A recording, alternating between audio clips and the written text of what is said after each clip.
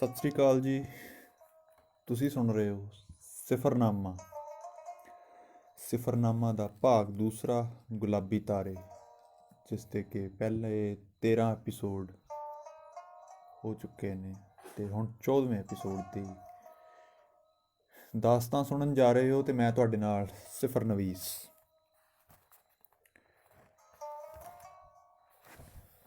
ਘਟਨਾਵਾਂ ਦੇ ਸਫ਼ਰ ਵਿੱਚ ਸਮਾਜ ਦੇ ਬਦਲਦੇ ਰੁੱਖਾਂ ਅਤੇ ਸੁਭਾਵਾਂ ਦੇ ਸੰਬੰਧ ਵਿੱਚ ਜਦੋਂ ਅਸੀਂ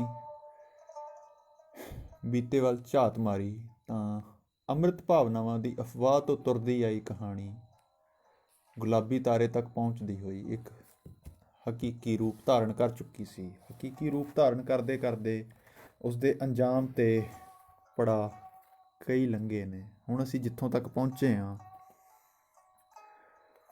ਉਹ ਕਾਫੀ ਹੱਦ ਤੱਕ ਅਜੀਬ ਵੀ ਹੈ ਅਤੇ ਨਵੇਕਲਾ ਵੀ।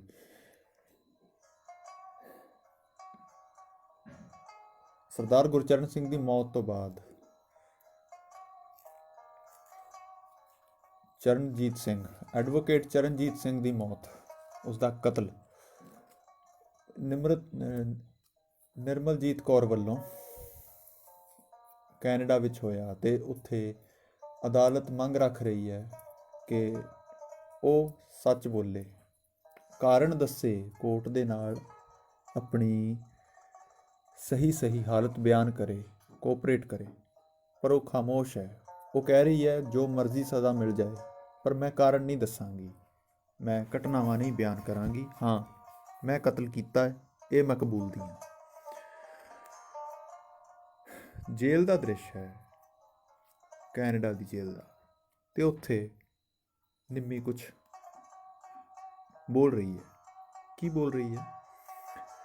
ਵੇ ਵੀਰਾ ਮੈਂ ਪੱਥਰ ਹਾਂ, ਵੇ ਵੀਰਾ ਮੈਂ ਪੱਥਰ ਹਾਂ, ਕਿਤੇ ਰਾਹੀਂ ਰੁਲਦਾ ਜਾਂ ਕੰਧ 'ਚ ਮੜਿਆ।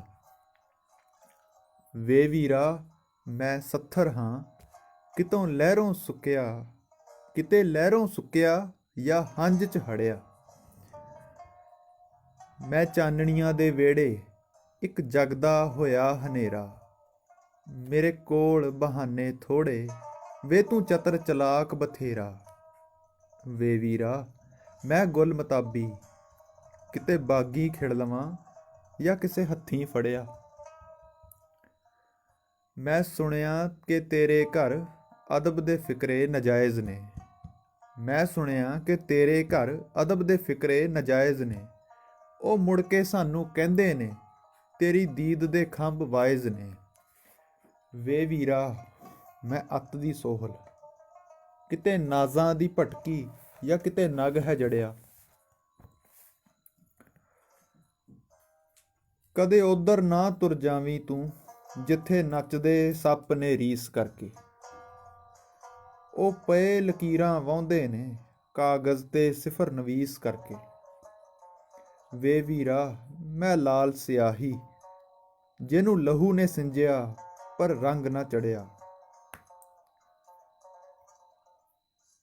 ਅਸੀਂ ਦੀਨ ਈਮਾਨ ਵੀ ਸਾਂਭੇ, ਵੇ ਅਸੀਂ ਸਰਹੱਦਾਂ ਨੂੰ ਗਾਹਿਆ ਏ। ਅਸੀਂ ਦੀਨ ਈਮਾਨ ਵੀ ਸਾਂਭੇ, ਅਸੀਂ ਸਰਹੱਦਾਂ ਨੂੰ ਗਾਹਿਆ ਏ।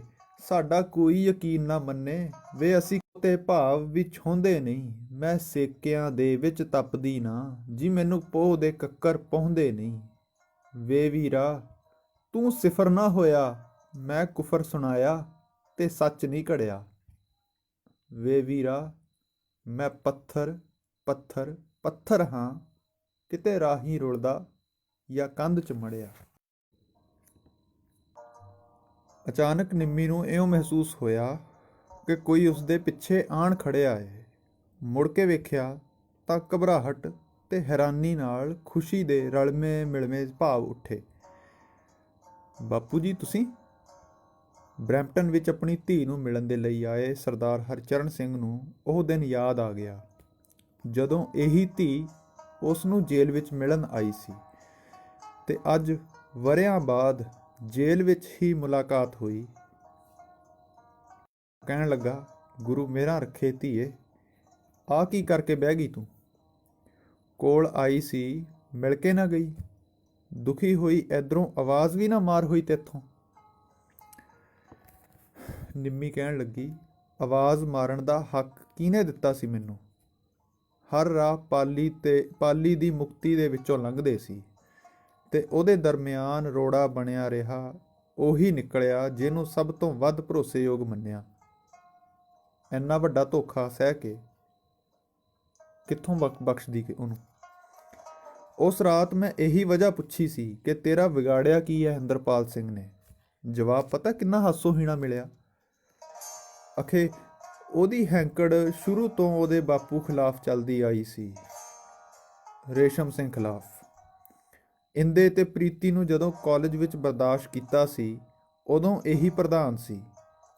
ਉਹਨਾਂ ਦੀ ਆਕੜ ਮੌਤ ਤੱਕ ਰਾਸ ਨਾ ਆਈ। ਹੁਣ ਉਹਨੂੰ ਇਹ ਦੱਸਣਾ ਸੀ ਕਿ ਲੋੜ ਅਖੀਰ ਨੂੰ ਸਾਡੇ ਪੜ੍ਹੇ ਲਿਖਿਆਂ ਦੀ ਹੀ ਪੈਣੀ ਸੀ। ਮੈਂ ਚਰਨਜੀਤ ਨੂੰ ਪੁੱਛਿਆ ਕਿ ਕੋਈ ਹੋਰ ਵਜ੍ਹਾ ਵੀ ਦੱਸ ਜਿਹਦੇ ਕਰਕੇ ਇੰਨਾ ਕੁਝ ਕੀਤਾ ਤੈਂ। ਜਵਾਬ ਪਤਾ ਕੀ ਸੀ? ਕਹਿੰਦਾ, ਇੰਨੀ ਵਜ੍ਹਾ ਘੱਟ ਸੀ।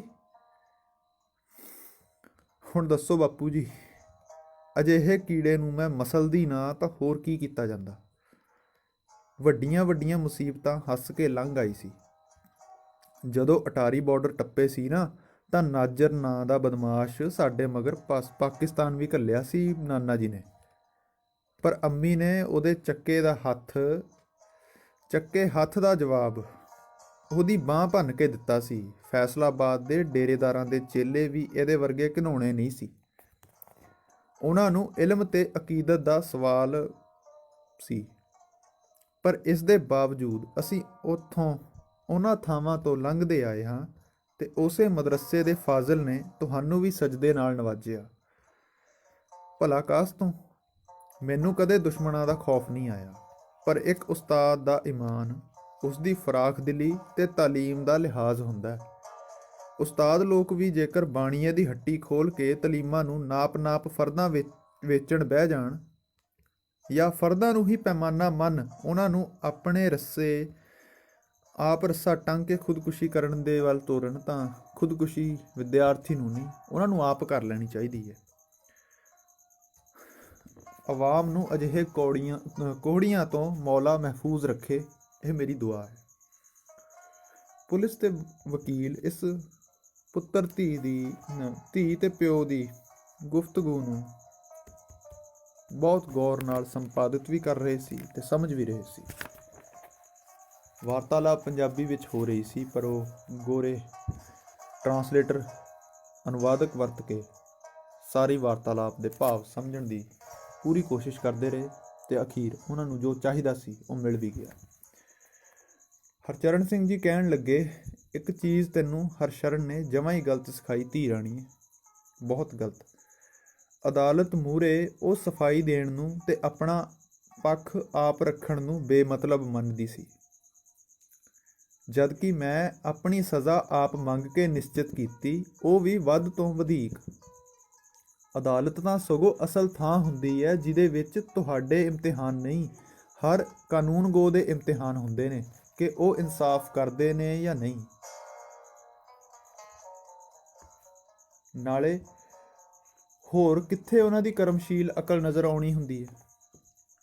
ਅੱਗਿਓਂ ਵਾਸਤੇ ਖਿਆਲ ਰੱਖੀ ਧੀਏ, ਹੁਣ ਦਾ ਬਿਆਨ ਤੇਰਾ ਪੁਲਿਸ ਨੂੰ ਮਿਲ ਗਿਆ ਹੈ, ਉਮੀਦ ਹੈ ਉਹਨਾਂ ਨੂੰ ਮਦਦ ਮਿਲ ਗਈ ਹੋਣੀ ਹੈ। ਨਿੰਮੀ ਕਹਿਣ ਲੱਗੀ, ਮੇਰਾ ਹੁਣ ਕਿਸੇ ਚੀਜ਼ ਲਈ ਖੁਆਹਿਸ਼ਮੰਦ ਨਹੀਂ ਜੀ। ਜਿਹੜੀ ਆਖਰੀ ਸਾਹ ਦੀ ਤਾਂਘ ਸੀ ਉਹ ਅੱਜ ਮੁਕੰਮਲ ਹੋ ਗਈ। ਜੋ ਵੀ ਸਜ਼ਾ ਹੁਣ ਮਿਲਦੀ ਹੈ ਪ੍ਰਵਾਨ ਹੈ। ਮੇਰੇ ਵਾਸਤੇ ਨੂਰ ਦੀ ਨਾਰਾਜ਼ਗੀ ਦਾ ਐਦੋਂ ਸੋਹਣਾ ਇਵਜ਼ਾਨਾ ਨਹੀਂ ਮਿਲ ਸਕਦਾ। ਉਧਰ ਨੂਰ ਬੇਗਮ ਘਰ ਤਿਆਰੀ ਕਰ ਰਹੀ ਸੀ ਕਾਬੇ ਦੀ ਜ਼ਿਆਰਤ ਵਾਸਤੇ। ਆਖਰ ਉਸ ਦੀ ਇਬਾਦਤ ਮੁਕੰਮਲ ਹੋਈ ਸੀ।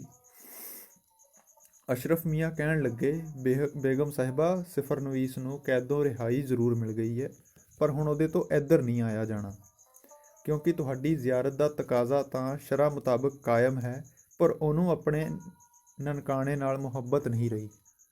ਕੀ ਖਿਆਲ ਹੈ ਇਸ ਵੱਲੋਂ? ਨੂਰ ਮੁਸਕਰਾਉਂਦੀ ਹੋਈ ਪਰਤ ਕੇ ਵੇਖਦੀ ਕਹਿਣ ਲੱਗੀ, ਮੀਆਂ ਅਸ਼ਰਫ, ਖੁਦਾ ਤੌਹੀਦ ਨੂੰ ਕਦੇ ਵੀ ਕਬੂਲ ਨਹੀਂ ਕਰਦਾ। ਪਰ ਮੈਂ ਕਿੰਨੀ ਮੌਮਿਨ ਹਾਂ, ਮੇਰੇ ਤੋਂ ਜ਼ਿਆਦਾ ਤੁਹਾਨੂੰ ਮਾਲੂਮਾਤ ਸੀ। ਅੱਜ ਸ਼ਾਇਦ ਵਿਸਰੇ ਲੱਗਦੇ ਹੋ। ਆ ਜਾਊ ਯਾਦ, ਕੋਈ ਗੱਲ ਨਹੀਂ। ਫਿਕਰਮੰਦੀ ਦਰ ਦਹਲੀਜ਼ ਭੰਨੇ, ਗੂੰਜੇ ਬੋਲਾਂ ਦੇ ਮੂੰਹ ਅਜ਼ੀਜ਼ ਭੰਨੇ। ਜਾਂ ਬੋਲਣਾ ਛੱਡੋ ਜਾਂ ਤੋੜੋ ਖਾਮੋਸ਼ੀਆਂ, ਕਿ ਟੁੱਟੇ ਮੂੰਹਾਂ ਵਿੱਚੋਂ ਚੀਕ ਜਚਣੀ ਨਹੀਂ। ਤਸਬੀਹ ਦੇ ਮੁੱਦੇ ਤੌਫੀਕ ਵਾਲੇ, ਉਹ ਕਾਤਿਬ ਨੇ ਤਹਿਰੀਕ ਵਾਲੇ। ਜਾਂ ਅਦਬ ਗਵਾਚਣ ਜਾਂ ਲਿਖਣ ਅਦਾਵਤ, ਐਵੇਂ ਕੱਚੀ ਜਿਹੀ ਲੀਕ ਜਚਣੀ ਨਹੀਂ। ਇਲਮ ਵੀ ਤੋੜਾਂਗੇ, ਇਲਜ਼ਾਮ ਵੀ ਖੱਟਾਂਗੇ, ਦੀਨ ਇਬਾਦਤ ਵੀ ਕਰ ਕਰਕੇ ਥੱਕੇ ਹਾਂ। ਇੰਤਜ਼ਾਰਾਂ ਕੀਤੇ ਬਿਨਾਂ ਹੋਏ ਅਸੀਂ ਪੱਕੇ ਹਾਂ। ਹੱਕ ਉਗਰਾਹਾਂਗੇ, ਕਾਨੂੰਨ ਵੀ ਬਦਲਾਂਗੇ, ਮੇਚਾਂਗੇ ਲਫ਼ਜ਼ ਤੇ ਜਨੂਨ ਵਖੀਲਾਂਗੇ। ਦਫਿਆਂ ਨੂੰ ਮੇਟਾਂਗੇ, ਨਫਿਆਂ ਨੂੰ ਸਾੜਾਂਗੇ, ਸਿਫਰ ਨਵੀਸ ਵਾਲੇ ਸਫਿਆਂ ਨੂੰ ਫਾੜਾਂਗੇ। ਹਾਲੇ ਤਾਂ ਗੱਦਾਰੀਆਂ ਦਾ ਮੇਰੇ ਵੱਲ ਪੈਰ ਹੈ, ਗੁੰਬਦ ਮੀਨਾਰ ਇੱਕੋ ਅੱਲਾ ਦੀ ਖੈਰ ਹੈ। ਨੂਰ, ਤੁਸਾਂ ਦੀ ਜ਼ਿੱਦ ਬੇਹੱਦ ਸੰਗੀਨ ਹੈ। ਪਤਾ ਨਹੀਂ ਮੌਲਾ ਕੀ ਹਸ਼ਰ ਅੰਜਾਮ ਆਇਦ ਕਰੇਗਾ, ਪਰ ਫਿਰ ਵੀ ਕਰਾਂਗੇ ਕਿਵੇਂ ਇਹ ਸਭ? ਨੂਰ ਕਹਿਣ ਲੱਗੀ, ਸਾਡੇ ਲਈ ਮੁਸ਼ਕਿਲ ਕੁਝ ਵੀ ਨਹੀਂ। ਇਸਲਾਮ ਦਾ ਕੇਂਦਰ ਕਾਬਾ ਹੈ। ਸਾਨੂੰ ਇਸਲਾਮ ਕੀ ਕਹਿੰਦਾ ਹੈ, ਸਾਡੇ ਇਹ ਮਸਲੇ ਨਹੀਂ ਨੇ। ਹਰ ਖਿੱਤੇ ਵਿੱਚ ਤਖਤੋ ਤਾਜ਼ ਸਾਡੇ ਆਪਣੇ ਅਸੂਲਾਂ ਮੁਤਾਬਕ ਰਹੇ ਨੇ। ਇਸਲਾਮ ਦੀ ਨਿਰੋਲ ਸ਼ਰ੍ਹਾ ਕਿਹਨੇ ਮੰਨੀ ਭਲਾ? ਅਫਗਾਨਾਂ ਨੇ ਕਦੇ ਸਾਡੀ ਅਕੀਦਤ ਨਹੀਂ ਸਮਝੀ, ਪਰ ਉਹਨਾਂ ਨੂੰ ਜੇਕਰ ਸ਼ਰ੍ਹਾ ਦੀ ਸ਼ਰਮ ਹੁੰਦੀ ਤਾਂ ਰੂਸ ਤੇ ਅਮਰੀਕੀਆਂ ਦੀ ਸਿਆਸਤ ਸਾਡੇ ਮੱਥੇ ਮੜੀ ਜਾਂਦੀ। ਯਾਦ ਰਹੇ, ਸਾਡਾ ਵਤਨ ਪੰਜਾਬ ਹੈ, ਜਿਸ ਦੀ ਮੌਲਿਕਤਾ ਬਾਬੇ ਨਾਨਕ ਦੀ ਨਾਨਕ ਧਾਰਾ ਨੇ ਤਰਤੀਬ ਨਾਲ ਵੰਡੀ ਹੋਈ। ਇਸਲਾਮ ਨੂੰ ਵਾਰ-ਵਾਰ ਕਿਤਾਬਾਂ ਹਦੀਸਾਂ ਦੇ ਵਖਰੇਵੇਂ ਪਾ ਕੇ ਅੱਜ ਮੂਲ ਵਰਗ ਤੋਂ ਬਹੁਤ ਅੱਗੇ ਲੈ ਆਏ ਹਾਂ। ਅਲਾਮਾ ਇਕਬਾਲ ਨੂੰ ਕੋਈ ਪੜ੍ਹਨ ਸਮਝਣ ਨੂੰ ਤਿਆਰ ਨਹੀਂ। ਪੰਜਾਬ ਦੀ ਗੱਲ ਕਰਨੀ ਇਸਲਾਮ ਵਿਰੋਧੀ ਕਿਵੇਂ ਹੋ ਸਕਦੀ ਹੈ? ਇੰਨੀ ਗੱਲ ਤਾਂ ਇੱਕ ਨਾ ਇੱਕ ਦਿਨ ਸਭ ਨੂੰ ਕਬੂਲ ਕਰਨੀ ਹੀ ਪਏਗੀ ਕਿ ਸਰਹੱਦਾਂ ਮਿਟਾਉਣਾ ਹੀ ਅਸਲ ਇਲਾਜ ਹੈ। ਜਿੰਨੀਆਂ ਸਰਹੱਦਾਂ ਵੱਧਦੀਆਂ ਨੇ, ਓਨੀਆਂ ਕਾਲਾ ਬਾਜ਼ਾਰੀਆਂ, ਬਦਖੁਆਰੀਆਂ, ਵਹਿਸ਼ਤ, ਗੈਰ ਇਨਸਾਨੀਅਤ ਦਾ ਕਹਿਰ ਹੁੰਦਾ ਜਾਏਗਾ। ਮਜ਼ਹਬ ਦੇ ਵੰਡੇ ਹੋਏ ਧੁਰੇ ਕਿੰਨੇ ਬਾਰੀਕੀ ਨਾਲ ਕੁਫਰ ਨਸ਼ੀਂ ਹੋਏ ਪਏ ਨੇ। ਖਲਕਤ ਉਨੀ ਜ਼ਿਆਦਾ ਟਕਰਾਈ ਹੈ। ਇਸ ਜੜ ਨੂੰ ਕਾਇਮ ਰੱਖ ਕੇ ਇਨਕਲਾਬ ਦੀ ਹਰ ਗੱਲ ਬੇਮਾਇਨੇ ਰਹੇਗੀ। ਸਿਆਸਤਦਾਨਾਂ ਨੇ ਕਦੇ ਵੀ ਇਹ ਗੱਲ ਨਹੀਂ ਮੰਨਣੀ, ਕਿਉਂਕਿ ਕੌਮ ਪ੍ਰਸਤੀ, ਮੁਲਕ ਪ੍ਰਸਤੀ ਸਭ ਨੂੰ ਆਪੋ ਆਪਣੀ ਗਰਜ਼ਾਂ ਵਿੱਚ ਬੰਨ੍ਹ ਕੇ ਰੱਖਦੀ ਹੈ। ਉਹਨਾਂ ਵੱਲੋਂ ਇਖਤਿਆਰ ਕੀਤੇ ਦੀਨ ਇਮਾਨ ਸਿਵਾਏ ਅੰਨੀ ਕੌਮ ਪ੍ਰਸਤੀ ਦੇ ਕਦੀ ਹੋਰ ਕੁਝ ਸਿੱਖ ਸਕਣਗੇ? ਦੀਨ ਮਜ਼ਹਬ ਦੇ ਤੰਗ ਦਿਲ ਮਾਮਲਾਤ ਨੂੰ ਵੇਖ ਕੇ ਮਗਰਿਬ ਦੇ ਹੁਕਮਰਾਨ ਆਪਣੀ ਤੇ ਆਪਣੇ ਮੁਲਕ ਦੀ ਗਰਜ਼ ਪੂਰੀ ਕਰਨ ਲਈ ਹਰ ਹੱਦ ਇਖਤਿਆਰ ਕਰਦੇ, ਔਰ ਅਸੀਂ ਕਦੇ ਵੀ ਉਹਨਾਂ ਬਰਾਬਰ ਖੜ ਨਾ ਸਕੇ। ਇਸੇ ਲਈ ਤਾਲੀਮੀ ਖੇਤਰ ਉੱਤੇ ਉਹ ਸਭ ਕਾਬਜ਼ ਨੇ। ਮਦੀਨੇ ਤੇ ਅੰਮ੍ਰਿਤਸਰ ਵਿੱਚ ਸਦੀਆਂ ਦਾ ਫਾਸਲਾ ਹੋ ਸਕਦਾ ਹੈ, ਪਰ ਅੰਜਾਮ ਬਿਲਕੁਲ ਨਜ਼ਦੀਕੀ ਹੈ। ਇਸ ਲਈ ਹੁਣ ਸਿਫਰ ਨਵੀਸ ਆਪਣੇ ਹਿੱਸੇ ਦਾ ਇਬਾਰਤਨਾਮਾ ਲਿਖਦਾ ਹੈ ਜਾਂ ਨਹੀਂ, ਉਹਦੀ ਮਰਜ਼ੀ। ਮੇਰੀ ਆਪਣੀ ਜ਼ਿੰਦਗੀ ਹੈ, ਮੈਂ ਆਪਣੇ ਫਰਜ਼ਾਂ ਨੂੰ ਪੂਰਾ ਕਰਨ ਚੱਲੀ ਹਾਂ।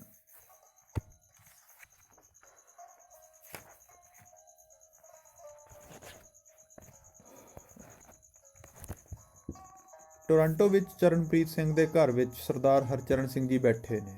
ਪ੍ਰਦੀਪ ਕੌਰ ਨੇ ਪੁੱਛਿਆ ਕਿ ਨਿੰਮੀ ਦੇ ਜੇਲ੍ਹ ਸਮੇਂ ਦੌਰਾਨ ਹੁਣ ਹਿੰਦੁਸਤਾਨ ਕੀ ਕਰਨਾ ਚਾਹੁਣਗੇ। ਹਰਚਰਨ ਦੇ ਜਵਾਬ ਨਾਲ ਚਰਨਪ੍ਰੀਤ ਦਾ ਚਿਹਰਾ ਹੈਰਾਨਕੁਨ ਤੇ ਪ੍ਰਦੀਪ ਖੁਸ਼ ਹੋ ਗਈ। ਉਹ ਕਹਿਣ ਲੱਗੇ, ਬੱਚਿਓ, ਅਸਲ ਵਿੱਚ ਮੈਂ ਕੈਨੇਡਾ ਹੀ ਆਉਣਾ ਸੀ। ਸਿਰਫ ਪਾਲੀ ਨੂੰ ਜੇਲੋਂ ਬਾਹਰ ਲਿਆਉਣਾ ਜ਼ਰੂਰੀ ਸੀ, ਇਸ ਲਈ ਵਾਹਗਾ ਵੇਖਣਾ ਪਿਆ। ਨਹੀਂ ਤਾਂ ਮੈਂ ਸਰਹੱਦ ਦੀ ਉਸ ਮਨਹੂਸ ਲਕੀਰ ਨੂੰ ਮਿਟਦੇ ਹੀ ਵੇਖਣਾ ਪਸੰਦ ਕਰਾਂਗਾ। ਅਫਸੋਸ ਤਾਂ ਇਸ ਗੱਲ ਦਾ ਹੈ ਕਿ ਸਾਡੇ ਬਹੁਤਾਤ ਸਿਆਣਿਆਂ ਨੂੰ ਇੱਕ ਹੋਰ ਲਕੀਰ ਖਿੱਚ ਕੇ ਆਪਣਾ ਖਿੱਤਾ ਲੱਭਣ ਦੀ ਕਾਹਲ ਪਈ ਹੈ। ਜਿਨ੍ਹਾਂ ਕੋਲੋਂ ਪੰਚਾਇਤੀ ਮੁੱਦਾ ਨਹੀਂ ਸੰਭਾਲਿਆ ਗਿਆ, ਉਹਨਾਂ ਕਿਹੜੀ ਹਸ਼ਰ ਦੀ ਰਾਤ ਕੌਮ ਦੇ ਮੱਥੇ ਮੜਨ ਦੀ ਸੋਚੀ ਹੋਈ ਹੈ, ਇਸ ਦੀ ਕੋਈ ਖਬਰ ਨਹੀਂ। ਮੁੱਦਾ ਵਾਰ-ਵਾਰ ਕੌਮੀਅਤ ਬਨਾਮ ਕਬੀਲਾਵਾਦ ਦਾ ਹੈ, ਜਿਸ ਨੂੰ ਮਿਟਾਇਆ ਨਹੀਂ ਜਾ ਸਕਦਾ। ਫਿਲਹਾਲ ਵਕਤ ਦੀ ਵੱਡੀ ਮੰਗ ਹੈ ਕਿ ਹਰ ਸਿਆਣੇ ਸ਼ਖਸ ਨੂੰ ਇਸ ਸੰਬੰਧੀ ਉੱਚੀ ਆਵਾਜ਼ ਕਰਕੇ ਹੀ ਪਿੱਛੇ ਕਦਮ ਹਟਾਏ ਜਾਣ ਦੀ ਲੋੜ ਹੈ। ਜਿਹਦੇ ਨਾਲ ਗੁੰਮਨਾਮੀ ਦੀ ਮੌਤਾਂ ਦਾ ਸਿਲਸਿਲਾ ਰੁਕੇ। ਹਰ ਪੋਥੀ ਆਦਮਜ਼ਾਤ ਦੇ ਭਲੇ ਵਾਸਤੇ ਸਰਲ ਸਟੀਕ ਗੱਲਾਂ ਦੇ ਪੈਮਾਨੇ ਦੱਸਣ ਲਈ ਸਿਰਜੀ ਗਈ ਹੈ।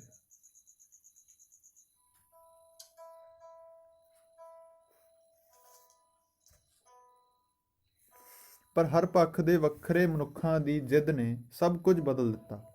ਹਾਲੇ ਹਾਸ਼ੀਏ ਉੱਤੇ ਪਈ ਸਾਡੀ ਸਿੱਖਿਆ ਪ੍ਰਣਾਲੀ ਇੰਨੀ ਹੋਸ਼ ਨਹੀਂ ਕਰ ਰਹੀ ਕਿ ਉਹ ਅਜੋਕੇ ਸਾਰੇ ਦੰਗਲ ਦਾ ਅੰਜਾਮ ਸੋਚ ਸਕਣ। ਉਹ ਵਹਿਮ ਵਿੱਚ ਨੇ ਕਿ ਗੁਰਚਰਨ ਸਿੰਘ ਦੇ ਮਰਨ ਨਾਲ ਉਹਨਾਂ ਦੇ ਰਾਹ ਸਾਫ਼ ਹੋ ਗਏ ਤੇ ਸਾਡੇ ਬੱਚਿਆਂ ਦੇ ਬਰਖਾਸਤ ਹੋਣ ਮਗਰੋਂ ਉਹਨਾਂ ਨੂੰ ਕੋਈ ਦਿੱਕਤ ਨਹੀਂ ਆਉਣੀ।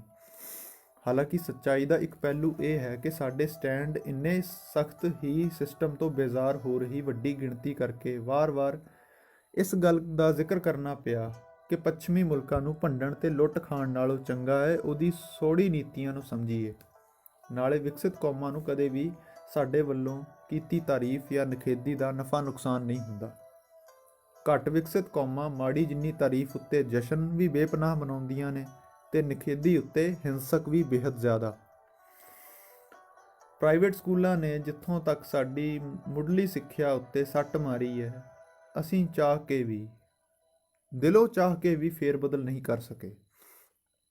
ਪਰ ਆਖਰ ਉਦੋਂ ਕਰਦੇ ਕੀ ਜਦੋਂ ਕਾਲਜ ਦੀ ਫੀਸਾਂ ਦੇ ਬਰਾਬਰ, ਫਿਰ ਉਸ ਤੋਂ ਵੀ ਵੱਧ ਫੀਸਾਂ ਦਾ ਰੌਲਾ ਅਧਿਆਪਕ ਵਰਗ 'ਚੋਂ ਕਿਸੇ ਨੇ ਉਜਰ ਨਹੀਂ ਕੀਤੀ। ਖਰਚਿਆਂ ਤੇ ਸੁਵਿਧਾਵਾਂ ਦੇ ਰੌਲੇ ਵਿੱਚ ਇਹ ਵੀ ਭੁੱਲ ਬੈਠੇ ਕਿ ਜਿਸ ਮੁਲਕ ਦੇ ਨਿਜ਼ਾਮ ਵਿੱਚ ਇੰਨਾ ਪੈਸਾ ਨਿਚੋੜਿਆ ਜਾ ਰਿਹਾ, ਉਹ ਕਿੱਥੇ ਲੱਗਦਾ ਪਿਆ, ਕਿਹੜੀਆਂ ਅਸਾਮੀਆਂ ਸਾਡੇ ਵੱਲ ਉਲਾਰੂ ਨੇ।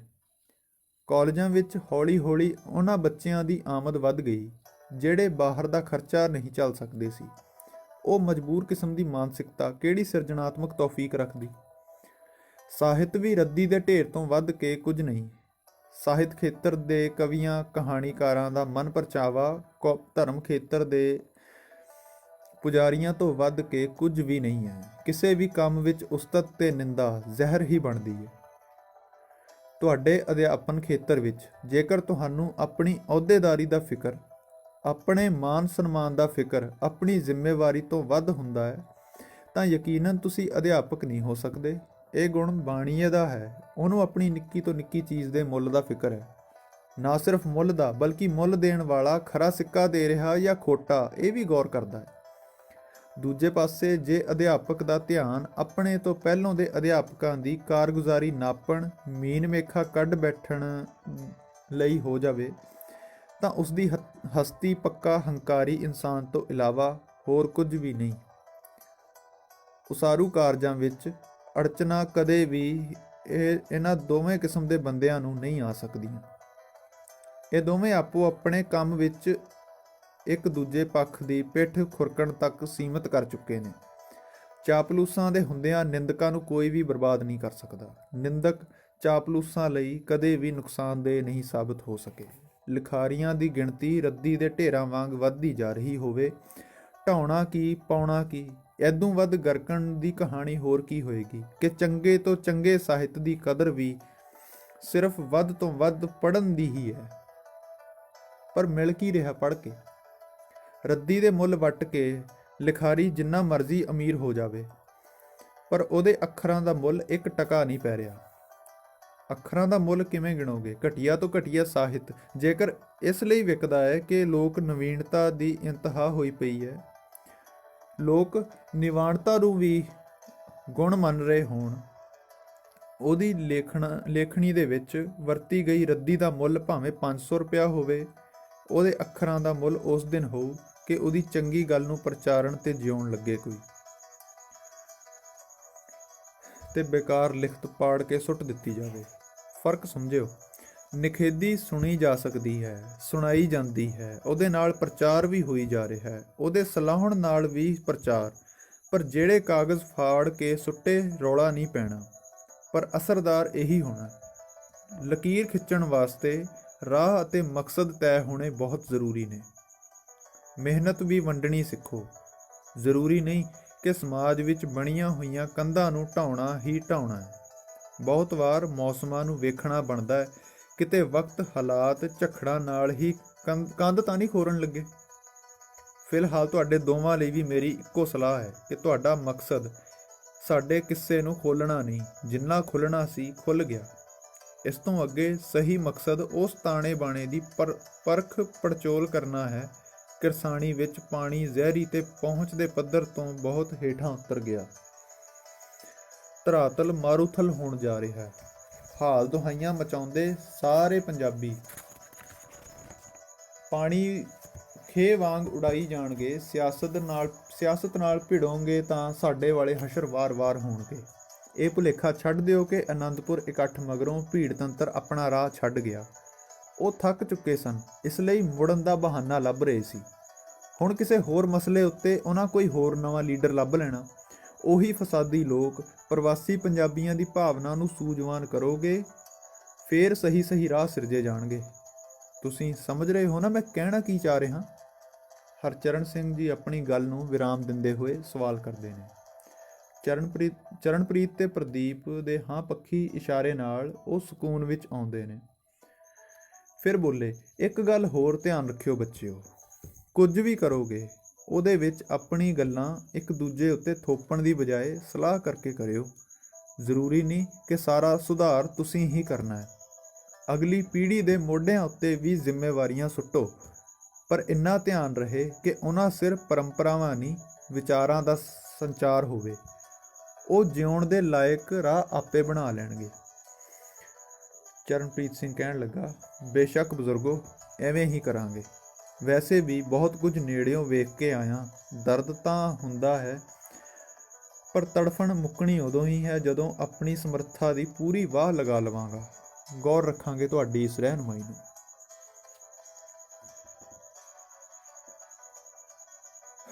ਤਰੇਲ ਦੇ ਤੁਪਕਿਆਂ 'ਚੋਂ ਲਹੂ ਦੇ ਰੰਗ। ਬੋਲਾਂਪੁਰ ਵਿੱਚ ਸਾਜਰੇ ਦਾ ਵੇਲਾ ਸੀ। ਕਮਲਜੀਤ ਨੂੰ ਫੋਨ ਆਇਆ। ਅੱਗੋਂ ਸਰਬਜੀਤ ਬੋਲਦੀ ਪਈ ਸੀ। ਪਾਲੀ ਦੇ ਬਾਰੇ ਪੁੱਛਿਆ, ਪਰ ਉਹ ਘਰ ਨਹੀਂ ਸੀ। ਦੁਪਹਿਰੇ ਆਉਣ ਦੇ ਕਰਾਰ ਨਾਲ ਫੋਨ ਰੱਖਦੀ ਹੈ।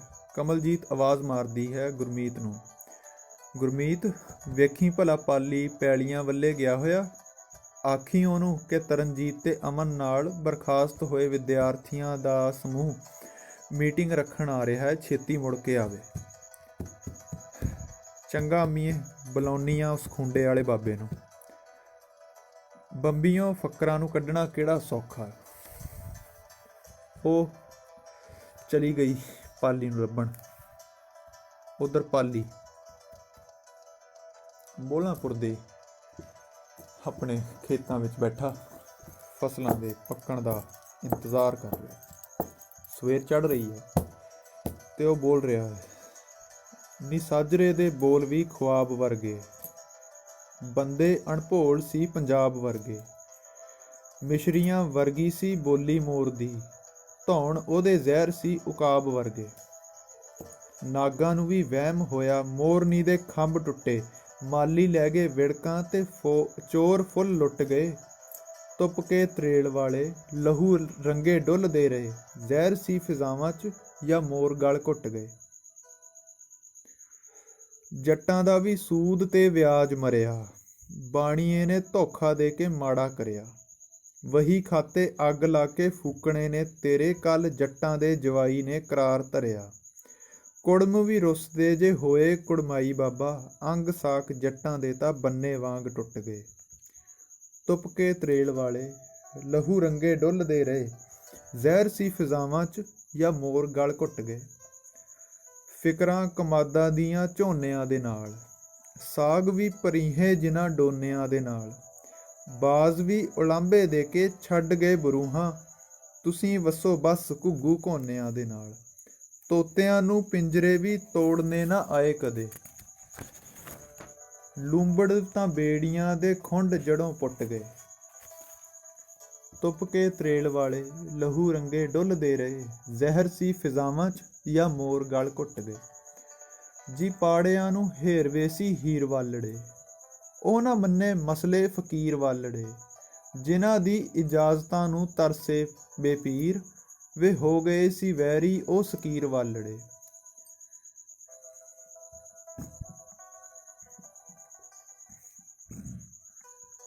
ਚਿੱਟੇ ਲਹੂ ਜ਼ਹਿਰ ਦੇ ਸਮਾਨ ਹੁੰਦੇ ਮੰਨਿਆ ਵੇ, ਲਾਲ ਲਾਲ ਤੁਪਕੇ ਕਿਉਂ ਦੇਹਲੀਆਂ ਤੇ ਸੁੱਟ ਗਏ। ਤੁਪਕੇ ਤਰੇਲ ਵਾਲੇ ਲਹੂ ਰੰਗੇ ਡੁੱਲਦੇ ਰਹੇ, ਜ਼ਹਿਰ ਸੀ ਫਿਜ਼ਾਵਾਂ 'ਚ ਜਾਂ ਮੋਰ ਗਲ ਘੁੱਟ ਗਏ।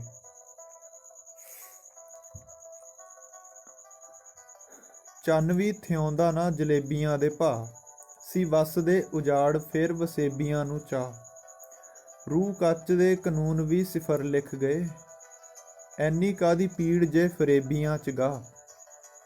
ਹੌਲੀ ਹੌਲੀ ਸਿਫਰ ਨਵੀਸੀ ਵੀ ਖੁਆਰ ਹੋਣੀ, ਕਲਮਾਂ ਤੇ ਕਾਗਜ਼ ਵੀ ਹੱਥਾਂ ਵਿੱਚੋਂ ਛੁੱਟ ਗਏ। ਤੁਪਕੇ ਤਰੇਲ ਵਾਲੇ ਲਹੂ ਰੰਗੇ ਡੁੱਲਦੇ ਰਹੇ, ਜ਼ਹਿਰ ਸੀ ਫਿਜ਼ਾਵਾਂ 'ਚ ਜਾਂ ਮੋਰ ਗਲ ਘੁੱਟ ਗਏ। ਵੇ ਭੂਰੇ ਗਿਰਜਾਂ ਨੇ ਅੰਬਰਾਂ ਦਾ ਰੰਗ ਭਰਿਆ, ਚੰਨਾ ਦੱਸੀ ਕਾਹਤੋਂ ਵੇੜਾ ਉਹਨੇ ਤੰਗ ਕਰਿਆ। ਪਏ ਦਿਸਦੇ ਉਜਾੜੇ ਸੁੱਕੀ ਰਾਤ ਘੁਲਦੀ, ਮੈਨੂੰ ਹਾੜ ਦੀ ਕਹਾਣੀ ਕਦੇ ਵੀ ਨਹੀਂ ਭੁੱਲਦੀ। ਔੜਾਂ ਦੇ ਵੇਲੇ ਚੱਲਦੇ ਹੰਸਾਂ ਨੂੰ ਮੌਤਾਂ ਨੇ, ਟੱਲੀਆਂ ਤੇ ਟੱਲ ਖੜਕਦੇ ਗੰਧਲੀ ਮਨੌਤਾਂ ਨੇ। ਅੰਬਰਾਂ ਨੂੰ ਲੁੱਟਣ ਵਾਲੇ ਧਰਤੀ ਦੇ ਰਾਖੇ ਬੰਦੇ, ਧਰਤੀ ਨੱਚ ਨੱਚ ਕੇ ਪੱਟਦੇ ਕੰਜਰ ਦੇ ਆਖੇ ਬੰਦੇ।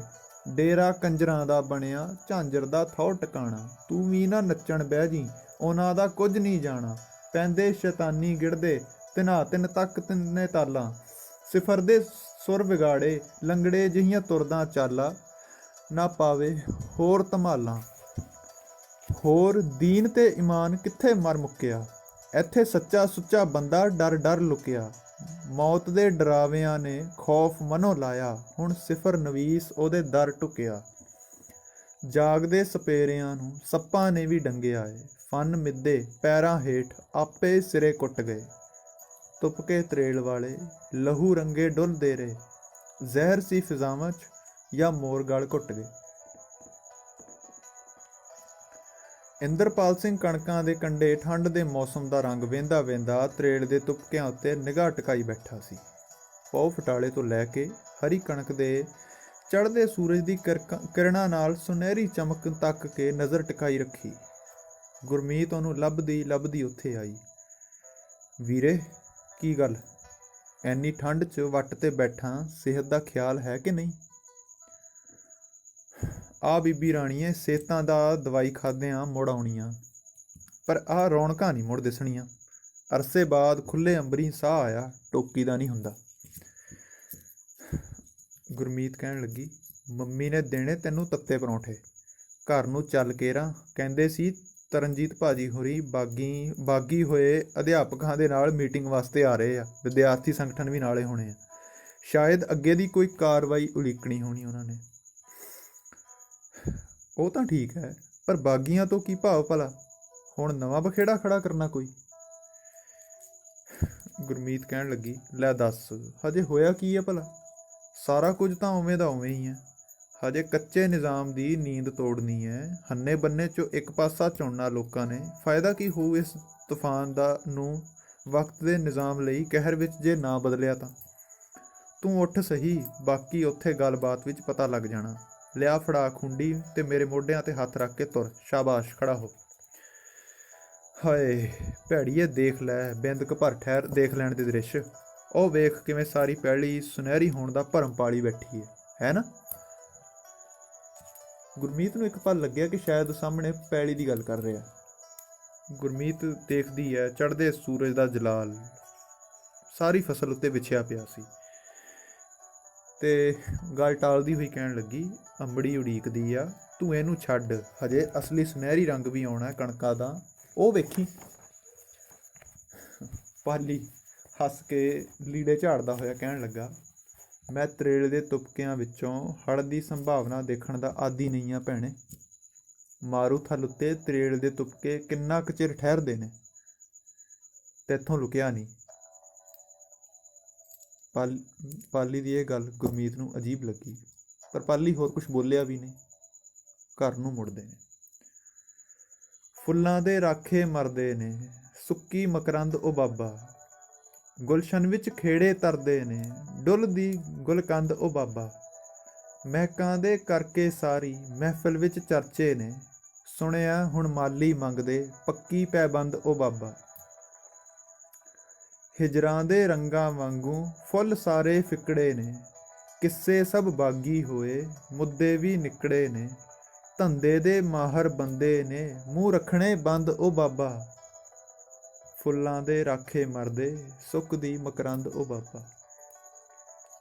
ਜ਼ਹਿਰਾਂ ਦੇ ਰਾਖੇ ਮੋਰਾਂ ਨੂੰ ਸੱਪਾਂ ਦੀ ਘਾਟ ਜਹੀ ਹੈ, ਸੁਰਾਂ ਤੋਂ ਹੀਣੀਆਂ ਹੁੱਕਾਂ ਖਿਲਰੀ ਜਹੀ ਠਾਠ ਜਹੀ ਹੈ। ਕਹਿੰਦੇ ਸਾਥੋਂ ਨਹੀਂ ਸੁਣਨੇ ਕਿਸੇ ਨੇ ਛੰਦ ਉਹ ਬਾਬਾ। ਫੁੱਲਾਂ ਦੇ ਰਾਖੇ ਮਰਦੇ ਸੁੱਕਦੀ ਮਕਰੰਦ ਉਹ ਬਾਬਾ। ਮਜ਼ਹਬ ਦੇ ਫਿਰਕੇ ਬਣ ਗਏ ਕਿਰਕਾਂ ਵੀ ਆਈਆਂ ਨੇ, ਕਹਿੰਦੇ ਹੁਣ 7 ਮਸੈਲਾਂ ਹਿਰਖਾਂ ਦੀ ਜਾਈਆਂ ਨੇ।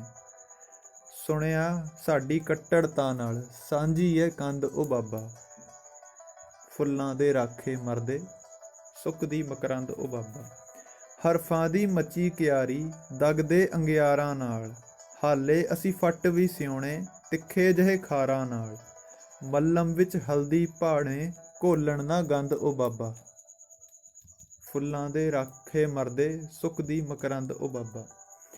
ਤਹਿਰੀਰਾਂ ਤਿੜਕੇ ਸੁਫਨੇ ਵੀ ਸਾਂਭਣ ਨੂੰ ਹਾਰੀਆਂ ਨੇ, ਇਸੇ ਲਈ ਸਿਫਰ ਨਵੀਸ ਨੂੰ ਡਾਢੀ ਦੁਸ਼ਵਾਰੀਆਂ ਨੇ। ਕਾਮੇ ਤੇ ਹੱਥ ਵੀ ਹੈ ਨਹੀਂ, ਕੀ ਕਰਨੇ ਸੰਦ ਉਹ ਬਾਬਾ। ਸਵਾਲ ਸੰਦ ਆਪਣੀ ਹੋਂਦ ਤੇ ਆਪਣੀ ਕਾਬਲੀਅਤ ਦਾ ਨਹੀਂ ਹੈ। ਕਾਬਲੀਅਤਾਂ ਹਮੇਸ਼ਾ ਹਾਲਾਤਾਂ ਤੋਂ ਵਿਹੂਣੀਆਂ ਰਹਿ ਕੇ ਮਰਦੀਆਂ ਨੇ। ਇਹ ਸਮਾਂ ਕਦੀ ਨਹੀਂ ਆਇਆ ਕਿ ਸਮਾਜ ਵਿੱਚ ਕਾਬਲ, ਨੇਕ ਦਿਲ ਤੇ ਚੰਗੇ ਉਸਾਰੂ ਬੰਦਿਆਂ ਦੀ ਘਾਟ ਰਹੀ ਹੋਵੇ।